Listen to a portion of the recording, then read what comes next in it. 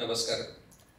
व्यासपीठावरील उपस्थित सर्व मान्यवर, या स्पर्धेमध्ये सहभागी घेतलेले आमचे स्पर्धक, आजचे विजेते आणि या स्पर्धेसाठी ज्यांनी परीक्षक म्हणून काम बघितलंय, या सर्वांना सप्रेम गणपती बाप्पा मोरया.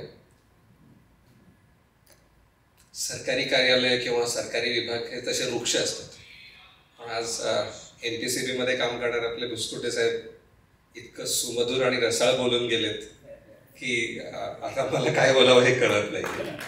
पण एक परिपाठ छान घालून दिलाय की आपले मत चांगल्या पद्धतीने व्यक्त करता आले पाहिजेत. बुसकुटे साहेबांनी म्हटलेलं ते खरंच आहे. म्हणजे काहीतरी जबाबदाऱ्या अशा कठीण प्रसंगी आणि कठीण काळामध्ये आपल्या हातात दिल्या जातात आणि मग ते पार पाडण्याची जबाबदारी तुमच्यावरती येते. सरांनी आपल्याला 2020च्या कोरोनाची आठवण करून दिली. मॅडम, 2020च्या कोरोनामध्ये आम्ही साधारणतः 2 वर्ष घरीच गेलो नव्हतो. परत आल्यानंतर बघितलं रे आपला मुलगा 2 वर्षांनी मोठा झालाय. तर त्या गोष्टीची आठवण यासाठी जास्त येते की देवाने आपले हात निवडलेत असं आम्ही स्वतःला सातत्याने सांगत असतो. आणि हा जर 2020चा एक कठीण काळ असेल ज्याने जग बदलवलंय, तर मी म्हणेन 2025चा गणेशोत्सव हा एक वेगळा काळ आहे. आणि यानंतर यामध्ये झालेले जे आपले डिसिजन आहेत, जे आपले प्रयत्न आहेत, ते पुढच्या काळासाठी नक्की लक्षात राहतील.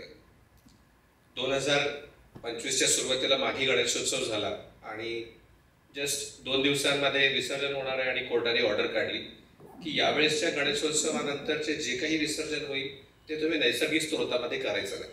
उरलाय हातात एकच दिवस. एका दिवसातही तयारी केली आपण आणि कोर्टाला सिद्ध करून दिलं की आम्ही विसर्जन नैसर्गिक स्रोतामध्ये केलं नाही. कोर्टाला ते आवडलं. जी लोक PIL वगैरे दाखल करतात, जी कोणी मंडळी आहेत, त्यांनी कोर्टाला निदर्शनास आणून दिलं की हे केलं जाऊ शकतं.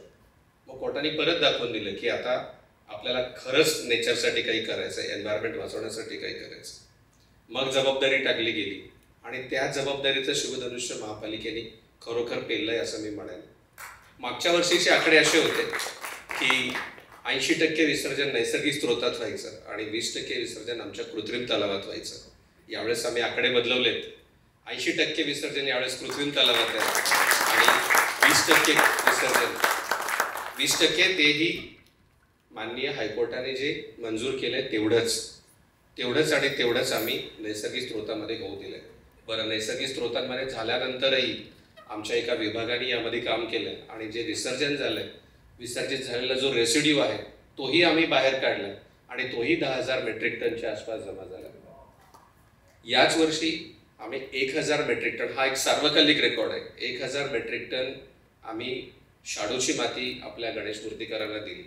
1,000 मूर्तिकारांना अगदी मोफत जागा उपलब्ध करून दिली. ज्या ठिकाणी ह्या मूर्त्या घडवल्या जातात त्या ठिकाणी सोयी सुविधा दिली. मग यापुढे अजून काय करायचं? मग मूर्त्या घडल्यात त्यांना आपल्याला इको फ्रेंडली कलरही उपलब्ध करून द्यायचा आहे. तेही उपलब्ध करून देणारी महापालिका आहे. आणि त्यानंतर मग आता मूर्त्या उपलब्ध झाल्यात, मूर्त्या तयार झाल्यात, त्यांच्यासाठी मार्केटिंग करावे लागेल.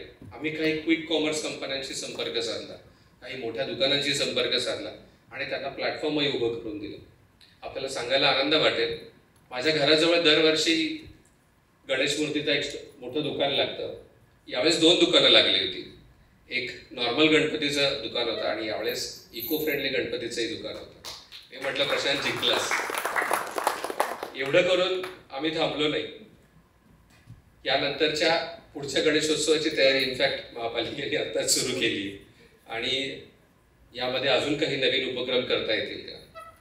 महापालिका, पोलीस प्रशासन असू देत, NPCB असू देत, आम्ही सर्व आमच्या पद्धतीने प्रयत्न करत असतो.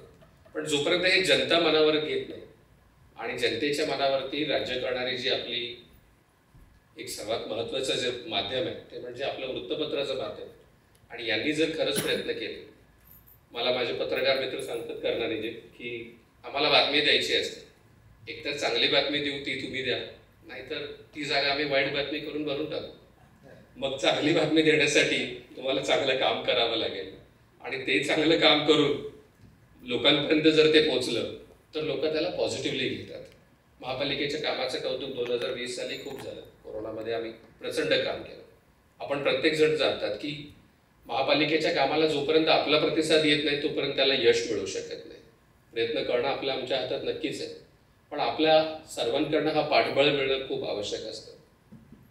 या इको फ्रेंडली जी स्पर्धा झाली आहे हा आपला छोटा प्रयत्न आहे. मला वाटतं आहे 6वं वर्ष आहे, बरोबर 6वं वर्ष आहे. मी म्हणेन हे अजून मोठ्या स्तरावरती आपण जाऊया. या स्पर्धेमध्ये जी लोक पार्टिसिपेट केली त्या सर्वांना शुभेच्छा, विजेत्यांनाही सर्वांना शुभेच्छा. आपल्या सर्वांचे पुन्हा एकदा धन्यवाद मुंबई महानगरपालिकेतर्फे. आम्हाला आपली साथ हवी आहे, आपली साथ खंबीरपणे आम्हाला द्या. सर्वांचे धन्यवाद. नमस्कार.